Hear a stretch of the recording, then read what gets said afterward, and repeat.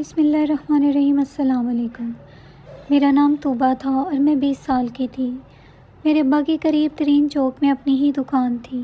جب بھی میری اماں سبزی لینے جاتی تو کچھ دیر ابا کی دکان پر کھڑی ہو جاتی۔ ایک دن اماں سبزی لینے گئیں تو اس چوک میں پان کی دکان پر لڑائی ہو رہی تھی۔ ابا کی دکان کے ساتھ میرے چچا کا جنرل اسٹور تھا۔ اماں جب ابا کی دکان پر گئیں تو دیکھا ابا دکان پر نہیں تھے۔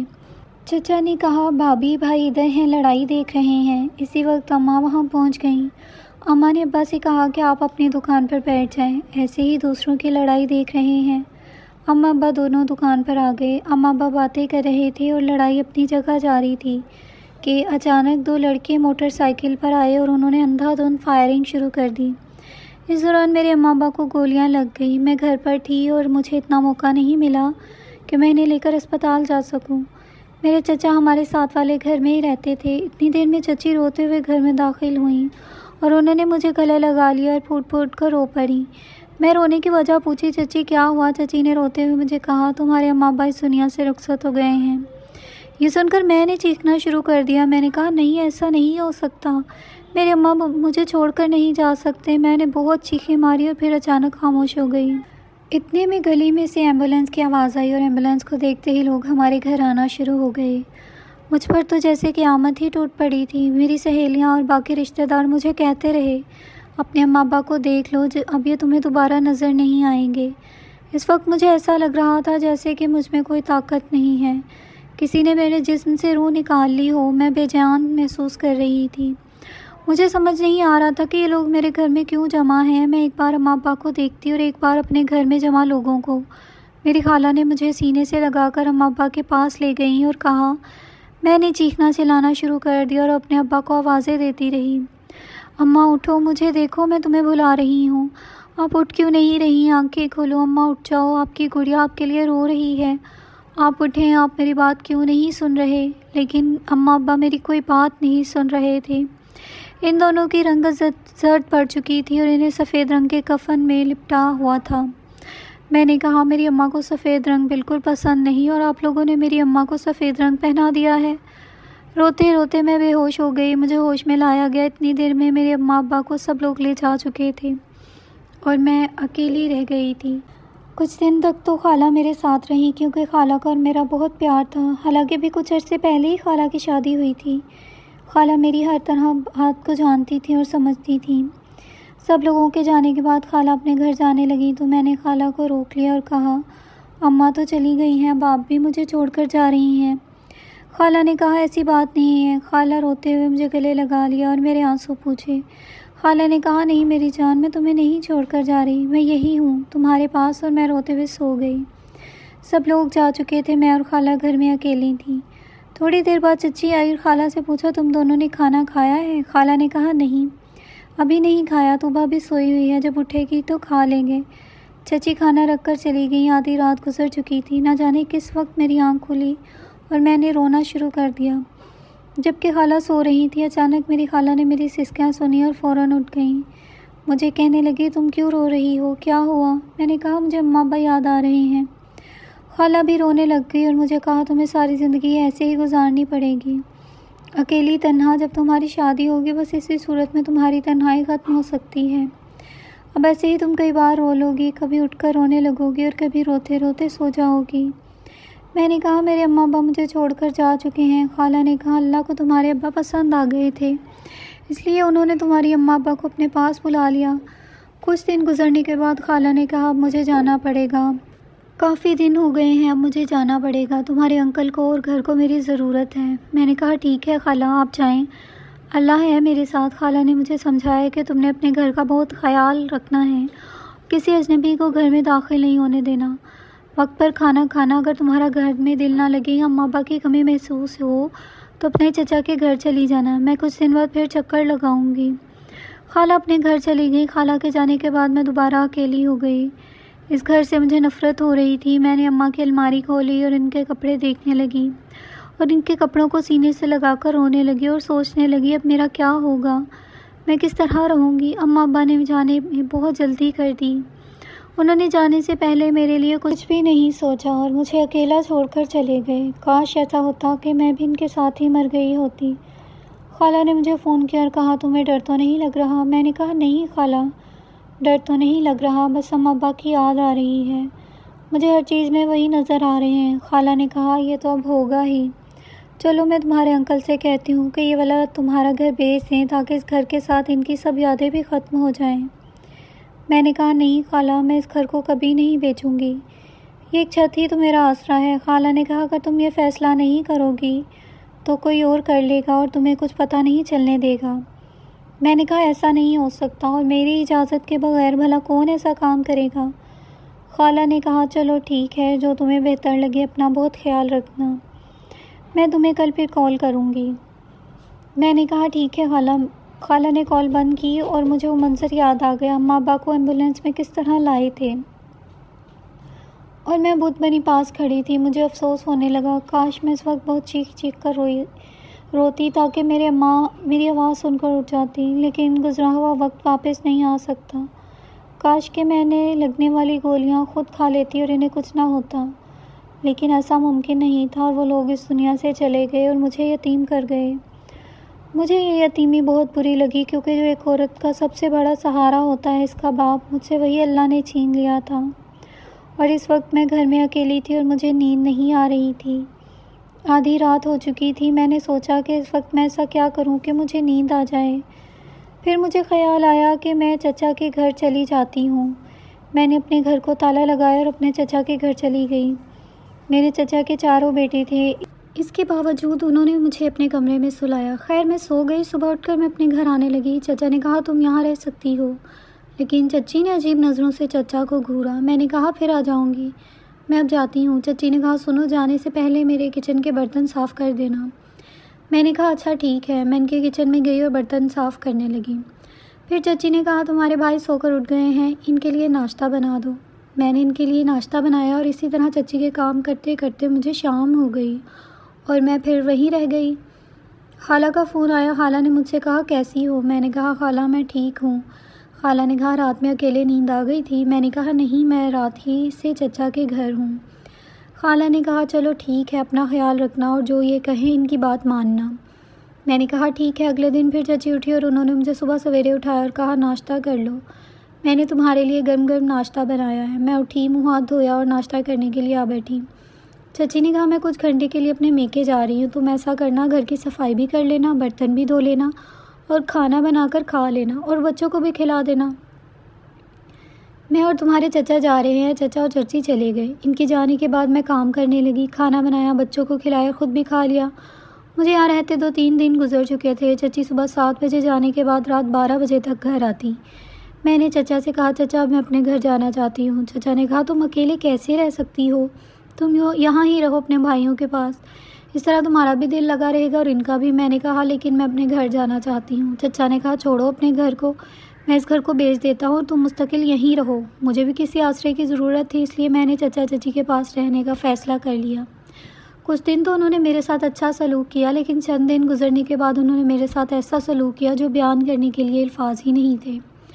ہر دن میرے لیے اذیت کا دن بن گیا۔ میرے ساتھ ایسا سلوک ہوتا کہ میں ہر دن اپنی موت مانگتی تھی کہ کاش کوئی ایسا دن آئے کہ مجھے موت آ جائے اور میں مر جاؤں۔ ایک دن میں نے چچا اور چچی کو بات کرتے ہوئے سنا۔ چچا چچی کو کہہ رہی تھی کہ آپ بہانے سے طوبا سے پیپر پر سائن کروا لیں اور ہم اس کو اپنے گھر کی نوکرانی بنا کر رکھ لیں گے، اور بھائی کی دکان اور مکان آپ اپنے نام کروا لیں۔ چچا نے کہا ٹھیک ہے۔ میں نے خوب مشورہ دیا، پہلی بار تم نے کوئی کام کی بات کی ہے، ویسے بھی طوبا اس دکان اور مکان کا کیا کرے گی؟ میرے تو بیٹے ہیں اور مجھے گھر اور دکان کی بہت ضرورت پڑے گی۔ پہلے تو چچی مجھے صبح سویرے اٹھا دیتی تھی، لیکن اب ان کے اٹھانے کا طریقہ ہی کچھ اور تھا اور مجھے گالی گلوچ کے ساتھ اٹھایا کرتی تھی۔ میں سارا دن ان کے گھر کا کام کرتی تو بدلے میں مجھے اپنے اور اپنے بچوں کا بچا ہوا کھانا کھانے کے لیے دیتی۔ ہر رات میں مصیبت زدہ اپنے ماں باپ کو یاد کر کے روتی۔ کوئی دن ایسا نہیں تھا جس دن میں انہیں یاد نہ کروں یا ان کی وجہ سے میری آنکھ میں آنسو نہ آئے ہوں۔ چچی مجھ سے بہت کام کرواتی، بڑے بڑے بستر اور کپڑے دھلوا دیے، لیکن مجبوری میں مجھے یہ سب کچھ کرنا پڑتا تھا کیونکہ مجھے رہنا جو تھا۔ کئی بار جب میں کام کر کے تھک جاتی، چچی مجھ پر بہت تشدد کرتی تھی۔ میں چاہتی تھی کہ میں یہاں سے کہیں دور چلی جاؤں اور کبھی بھی واپس ان لوگوں کے پاس نہ آؤں، اور چچی سے میری جان چھوٹ جائے۔ نہ سکون سے سونے دیتی تھی، نہ اچھا کھانا دیتی تھی، نہ ہی اچھے کپڑے پہننے دیتی تھی۔ انہی دنوں میری ملاقات عدنان سے ہوئی۔ جب میں چچا کے بچوں کو اسکول چھوڑنے جاتی تھی تب روز میری ملاقات عدنان سے ہو جاتی تھی۔ مجھے عدنان کے ساتھ وقت گزارنا بہت اچھا لگ رہا تھا۔ جیسے ہی ہم باغ میں پہنچے عدنان نے بائک کھڑی کی اور ہم دونوں باغ میں چلے گئے۔ عدنان نے اپنے ہاتھ میں میرا ہاتھ تھام لیا اور مجھے بہت محبت سے چلتے چلتے ایک بینچ پر بٹھا دیا۔ وہاں بیٹھ کر ہم دونوں بہت سی باتیں ہوئیں۔ عدنان نے مجھے اپنے بارے میں بتایا کہ میں کچھ عرصہ پہلے ہی دبئی سے آیا ہوں اور اسکول میں اپنے بھتیجے کو چھوڑنے کے لیے آتا ہوں۔ تمہیں پہلی نظر میں ہی دیکھ کر مجھے تم سے محبت ہو گئی۔ تم اپنے بارے میں بتاؤ۔ میں نے کہا میں اپنے ماں باپ کی اکلوتی بیٹی تھی اور 2 سال پہلے میرے امی ابو کو نامعلوم افراد نے فائرنگ کر کے مار دیا تھا اور میں یتیم ہو گئی۔ اب میں اپنے چچا چچی کے پاس رہتی ہوں۔ وہ دونوں مجھ پر بہت ظلم کرتے ہیں اور میں ان کے ظلم و ستم سے بہت تنگ آ چکی ہوں۔ میرا دل کرتا ہے کہیں غائب ہو جاؤں یا یہ زمین پھٹ جائے یا میں مر جاؤں، کیونکہ ایسا کوئی دن نہیں آیا جب میں نے اپنی امی ابو کو یاد نہ کیا ہو۔ امی ابو کی باتیں کرتے ہوئے میری آنکھوں میں آنسو آ گئے اور میں رو پڑی۔ عدنان نے میرے آنسو صاف کیے اور مجھے چپ کرایا اور کہا اب تمہیں رونے کی ضرورت نہیں، میں ہوں نا۔ عدنان نے مجھے بہت پیار سے گلے لگایا۔ اس کے گلے لگ کر مجھے ایسا لگا جیسے مجھے پوری دنیا مل گئی ہو۔ میں روز روز عدنان سے ملنے لگی۔ مجھے عدنان سے ملنا بہت اچھا لگتا تھا۔ میں روز عدنان سے ملنے جاتی اور گھر آ کر فوراً اپنا حلیہ بدل لیتی تاکہ چچی کو کچھ پتہ نہ چلے۔ عدنان نے مجھے تحفے دینے شروع کر دیے اور کئی بار مجھے خریداری پر لے جاتا اور میں چپکے سے اپنے تحفے لا کر چھپاتی۔ عدنان میرا بہت خیال رکھتے تھے۔ انہوں نے مجھ سے کہا کہ اب تم میری امی سے ملنے کے لیے تیار آ جاؤ۔ میں آج اپنی امی سے تمہارے لیے بات کرنے والا ہوں۔ میں خوش ہو گئی کہ میری جان میرے چچا سے چھوٹ جائے گی۔ عدنان نے مجھے خوبصورت سوٹ دلایا اور کہا کہ تم یہ پہن کر تیار ہو جاؤ، ہم کل صبح میری امی سے ملنے کے لیے جائیں گے۔ میں نے کہا ٹھیک ہے۔ اگلے دن چچی کے سوتے ہی میں بچوں کو اسکول چھوڑ کر عدنان سے ملنے کے لیے چلی گئی۔ عدنان نے مجھے بائک پر بٹھایا اور اپنے گھر لے گیا۔ اس کا گھر اس پارک سے تھوڑا فاصلے پر تھا۔ عدنان کا گھر بہت خوبصورت اور عالی شان تھا۔ میں دیکھ کر بہت حیران ہوئی۔ عدنان نے کہا یہ سب کچھ میرا ہے اور میں نے اپنی محنت سے بنایا ہے۔ میں نے کہا یہ سب کچھ بہت خوبصورت ہے۔ گیٹ سے داخل ہوتے ہی ایک چھوٹا سا گیراج آیا اور اس کے آگے ایک دروازہ کھولا تو دیکھا کہ اندر ایک ڈرائنگ روم تھا جس میں خوبصورت سے صوفے لگے ہوئے تھے اور ڈرائنگ روم کے پیچھے ہی ایک دروازہ بند تھا۔ عدنان نے میرا ہاتھ پکڑا اور مجھے اس کمرے میں لے گیا۔ وہاں عدنان کی امی بیٹھی ہوئی تھی۔ میں نے انہیں سلام کیا۔ انہوں نے مجھے دیکھا اور گلے لگا لیا اور کہا کہ تم واقعی بہت خوبصورت ہو، جیسا کہ عدنان نے بتایا تھا۔ تم اس سے بھی زیادہ خوبصورت ہو۔ آنٹی نے کہا مجھے عدنان نے تمہارے بارے میں سب کچھ بتایا ہے۔ مجھے تمہارے ماں باپ کا سن کر بہت افسوس ہوا۔ میری آنکھیں نم ہو گئیں۔ آنٹی نے کہا تمہیں رونے کی ضرورت نہیں، ہم ہیں نا تمہارے پاس۔ میں تمہارے گھر آ کر تمہارے چچا چچی سے رشتہ مانگوں گی۔ میں نے کہا وہ کبھی نہیں مانیں گے، لیکن آنٹی نے کہا ہمارے گھر کو دیکھ کر وہ ضرور مان جائیں گے۔ میں نے عدنان سے کہا مجھے گھر چھوڑاؤ، وقت بہت زیادہ ہو رہا ہے، کہیں چچی اٹھ نہ جائیں۔ عدنان نے کہا امی اب اجازت دے میں اسے چھوڑ کر آؤں، لیکن کہیں اس کی چچی اور چچا اس کے دشمن ہی نہ ہو جائیں۔ عدنان نے مجھے میری گلی کے باہر اتار دیا اور میں جلدی سے گھر چلی گئی اور جا کر اپنا حلیہ تبدیل کیا اور کام کاج میں لگ گئی۔ گھر آ کر میں نے کپڑے تبدیل کیے تو چچی اٹھ گئی۔ انہوں نے کہا آج تم اسکول سے بہت لیٹ آ گئی ہو، کہاں رہ جاتی ہو؟ میں نے کہا کہیں نہیں چچی، بس اسکول میں کچھ عورتیں میری سہیلیاں بن گئی ہیں، میں ان کے پاس بیٹھ جاتی ہوں اور ہم باتیں کرتی ہیں اور میں ان سے کھانا پکانے کے لیے نئے نئے طریقے پوچھتی ہوں۔ چچی نے کہا ٹھیک ہے، تم جلدی آنے کی کوشش کیا کرو۔ میں نے چچی بس آج ہی دیر ہو گئی ہے۔ چچی نے کہا تمہارا رنگ کیوں اتنا لال ہو رہا ہے؟ میں نے کہا باہر بہت گرمی ہے، شاید اسی وجہ سے۔ میں نے اپنا منہ دھویا۔ چچی نے کہا مجھے ناشتہ بنا دو۔ میں کچن میں چلی گئی اور چچی کے لیے ناشتہ بنانے لگی۔ اس کے بعد میں نے کچن صاف کیا اور اپنے کام میں مشغول ہو گئی۔ جیسے ہی شام ہوئی تو کسی نے دروازہ کھٹکھٹایا۔ میں برتن دھو رہی تھی اس لیے دروازہ نہیں کھول سکی۔